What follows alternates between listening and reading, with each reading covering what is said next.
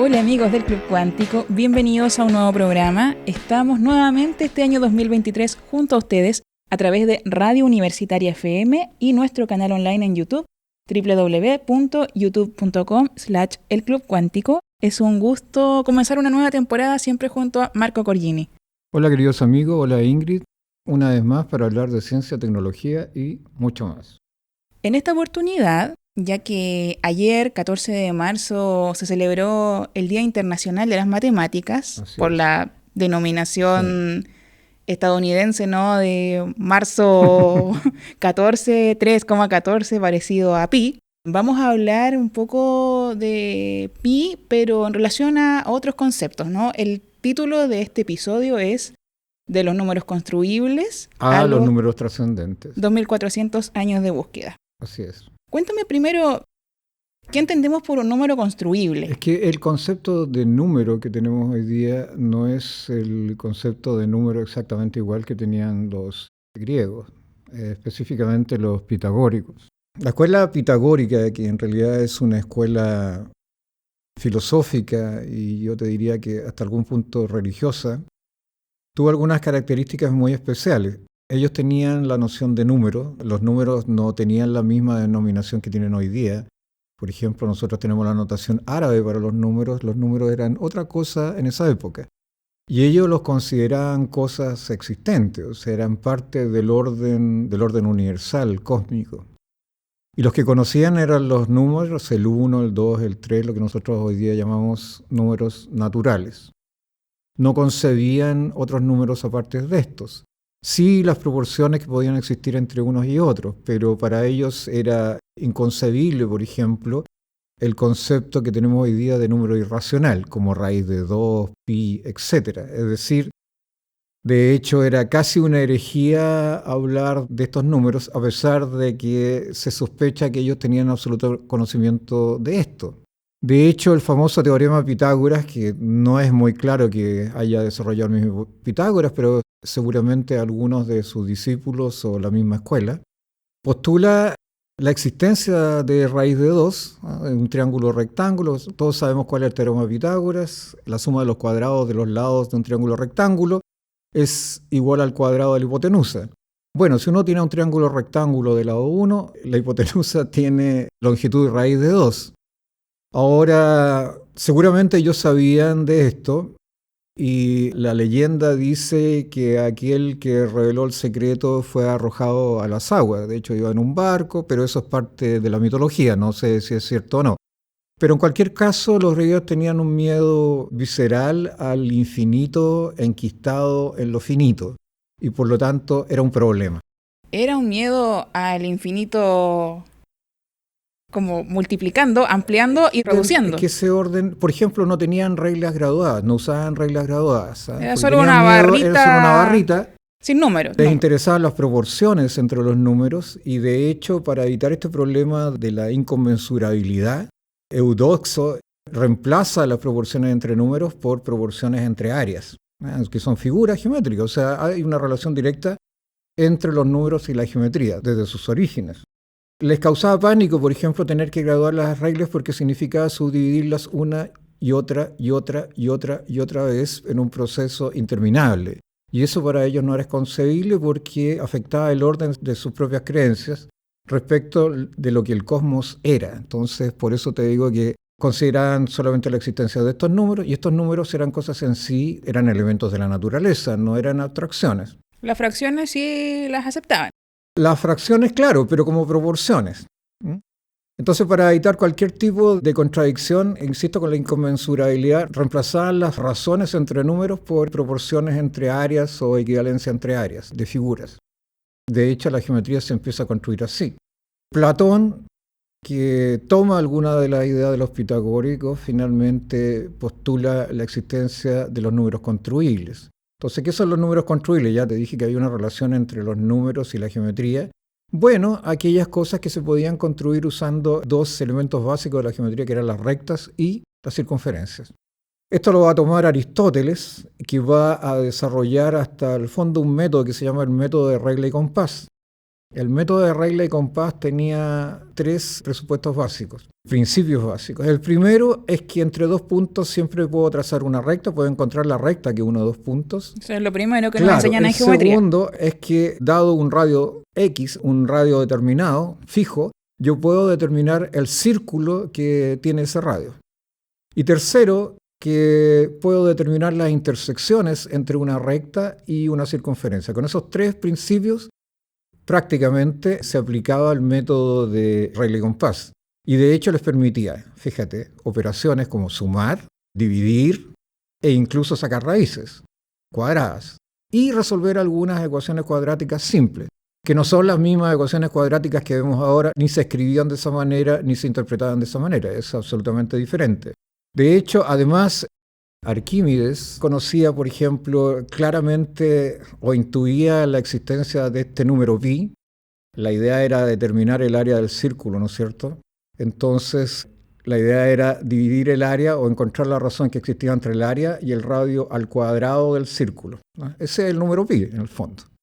La ecuación del área de un círculo es pi por r cuadrado. Así que pi es área partido por r al cuadrado. Bueno, como se dio cuenta que no podía usar el método de regla y compás para resolver el problema, usó un método que se llama el de exhaustión de Eudoso. Entonces era rectificar el círculo, es decir, aproximar el círculo por dentro y por fuera por polígonos regulares, de n lados, muchos lados, y iba montando el número de lados. Entonces, como esos polígonos están formados por pequeños triángulos, a los cuales sí les podía calcular el área, después las sumaba, y obtuvo cotas inferiores para pi y cotas superiores para pi. Pero eso es una trampita. O sea, de hecho, usaba el método de regla y compás, pero entendía, yo creo, que se daba cuenta perfectamente que era una aproximación y que no era algo absolutamente claro.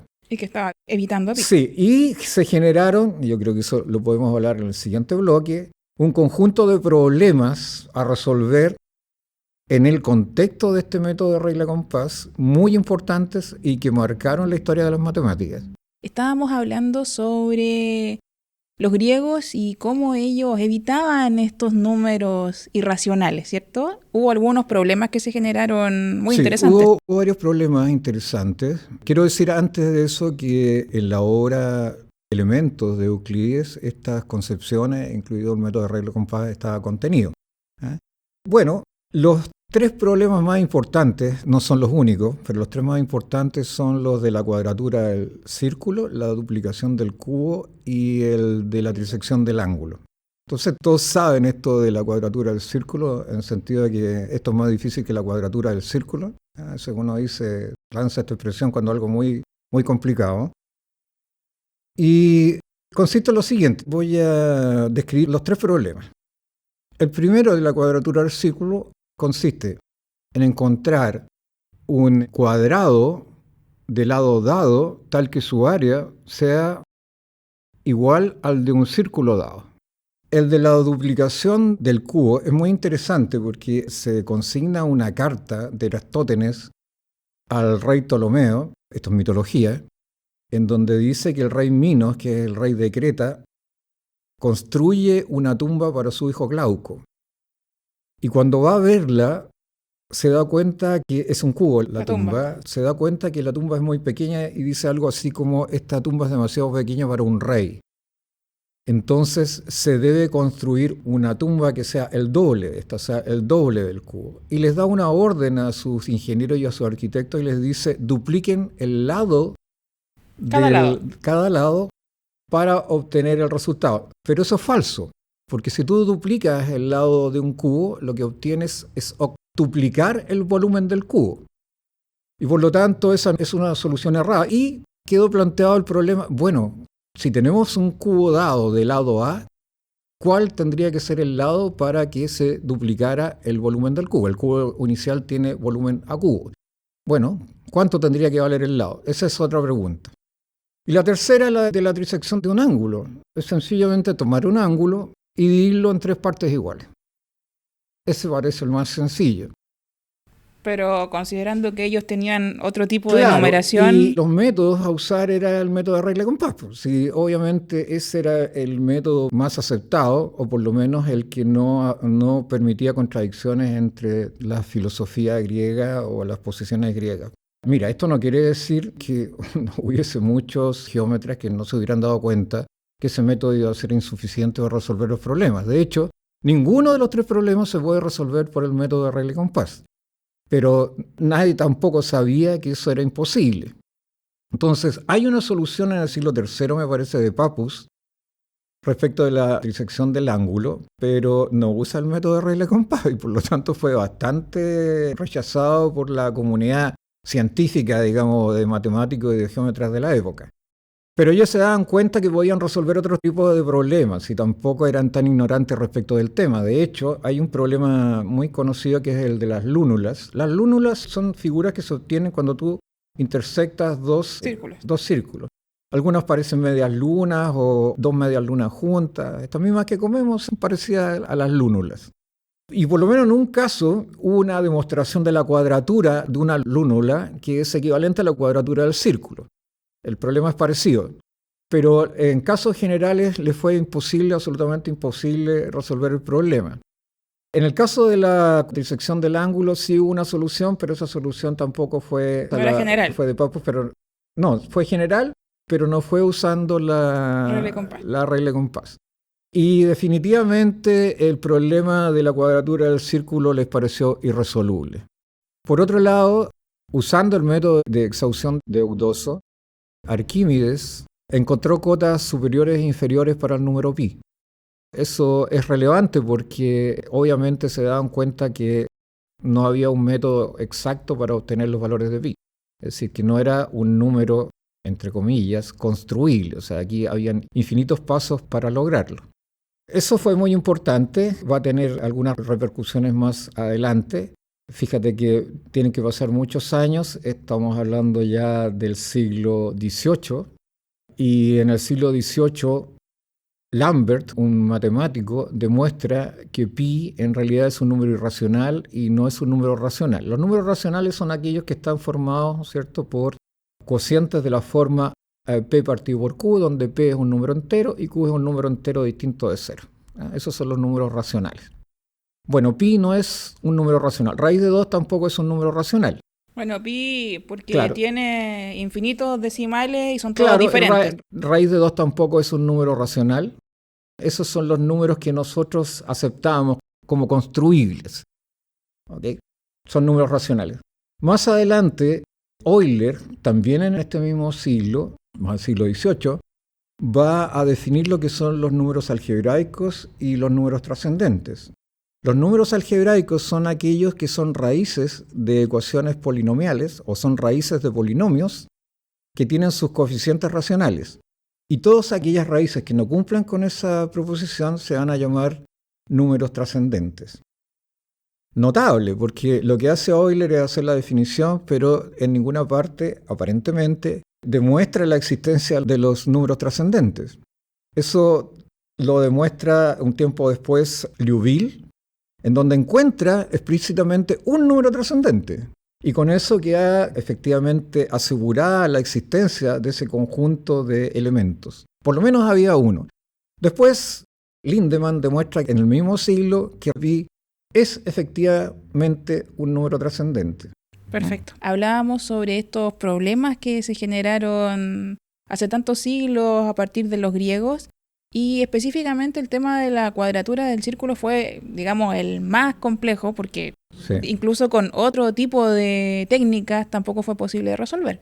Sí, de hecho, fíjate que hasta el siglo XVII, o sea, el 1600, estábamos entrando al Renacimiento y estoy hablando del 1000 hasta el 1600, y anteriores, se hicieron intentos vanos por resolver el problema a través del método de regla de compás. Lo hicieron geómetras y matemáticos árabes. Estuvo matemáticos como Lamontano y el mismo Leonardo intentando resolver el problema en forma infructuosa, sin ningún resultado posible. Es decir, prácticamente 2000 años de trabajo sin resultado significa que, bueno, tienes que empezar a pensar de que el método no funciona. Y este punto que mencionábamos antes, ¿no es cierto?, demostrado por Lindemann, de que pi es un número trascendente, hay que hacer una diferencia porque hay números irracionales, por ejemplo, que son algebraicos, por la definición de Euler. También son algebraicos, es decir, también son raíces de ecuaciones con coeficientes o son raíces de polinomios con coeficientes racionales. Y están los otros números que son los trascendentes. ¿Okay? O sea, trascendente es un número irracional, pero puede no ser un número algebraico. Esas son las diferencias. Entonces, esto marca un hito en la historia de las matemáticas, porque te está diciendo que hay un problema entre la resolución de los asuntos relativos a los números construibles y los números que son trascendentes. Es decir, hay una relación entre los números construibles y los números algebraicos, es decir, todo número construible es algebraico y los números trascendentes no aplican en este caso. Y todos los números algebraicos aplican para el método de regla y compás y los números trascendentes no aplican entonces para el método de regla y compás. Es decir, los números algebraicos o los números construibles se pueden obtener por procesos de sumas, cocientes, multiplicaciones y radicación, es decir, extracción de raíces, finitos. O sea, es un número finito de operaciones y eso tiene que ver con el tipo de ecuaciones algebraicas que hay asociadas, que son polinomios de orden finito, son de grado finito, de grado n, etc. Y estas son raíces que se pueden sacar en forma analítica directamente de aquellas. En el caso de los números trascendentes eso es imposible y por lo tanto hay una solución ya casi inmediata o una deducción que uno pudiese sacar casi inmediata es que el método de regla y compás es inaplicable para obtener números trascendentes, ¿no? O sea, hay una clase de números que jamás van a poder ser descritos o encontrados o determinados a través del método de regla y compás. Acuérdate que desde los pitagóricos la relación entre geometría y número va a tener una íntima ligación. Bueno, aquí hay una clase de números que escapa a esa concepción. O sea, no podemos obtenerlos de esa manera. Y de aquí para adelante se va a desarrollar hasta el siglo XIX, cuando aparece uno de los matemáticos más brillantes de la historia, que es Galois, un conjunto de problemas, incluido la solución de las ecuaciones de primero, segundo, tercero, cuarto hasta quinto grado, que va a marcar también un hito en la historia de las matemáticas, porque para todas las ecuaciones de primero hasta cuarto grado uno puede obtener fórmulas cerradas para obtener sus raíces. Aquellas ecuaciones de quinto grado hacia arriba que no son reductibles a las anteriores, no existen fórmulas cerradas. Entonces la pregunta es ¿por qué no existen? A pesar de que durante mucho tiempo estuvieron tratando de buscarlas. Y Abel y Galois, como te digo, que tiene además una historia personal magnífica, que es para un programa completo, terminan resolviendo o dando las pautas de resolución de ese problema. O sea, ¿cuál es el motivo por lo cual las ecuaciones de quinto grado para arriba son irresolubles por esos métodos? Y también tiene relación con todo lo que acabamos de conversar en las dos anteriores secciones. Estamos llegando entonces al cierre de este programa. Aprovechamos que ayer fue el Día de Pi, o el Día Internacional de las Matemáticas, para llevarles este tema. Y no sé si hay algo más que quieras agregar, porque quizás en el próximo programa podríamos hablar sobre Galois. Sí, es que Galois es interesante no solamente como matemático, sino que como persona. Galois murió a los 21 años en un duelo. Fue un revolucionario, pertenecía al Partido Republicano, era antimonarquista, estuvo preso por lo menos 2 veces por sedición. Tenía un temperamento terrible, era muy contestatario, le rechazaron su tesis cuando la escribió, algunos no se la entendieron. Y finalmente hay un conflicto que termina con su vida, se supone que se bate a duelo por razones amorosas y la verdad que lo más probable es que haya sido por motivos políticos. Y hasta el final, hasta la noche antes de su muerte, creo, si mal no recuerdo, él escribe artículos y aquellos resultados que obtuvo casi antes de morir son los más importantes de su trabajo. Entonces, para el próximo programa vamos a hablar sobre Galois. Le damos las gracias por habernos acompañado hoy Por supuesto, estamos muy contentos de regresar ya a través de Radio Universitaria FM, de nuestro canal online en YouTube, www.youtube.com/elclubcuántico, y les dejamos la invitación para que sigan todo el año junto a nosotros. Sí, y solamente decir que el Día de las Matemáticas es todos los días. Hay muchos hitos matemáticos que son significativos y que trataremos de informarles y darles a conocer durante el transcurso de este año. Muchas gracias a todos. Nos vemos en 15 días más en este su Club Cuántico.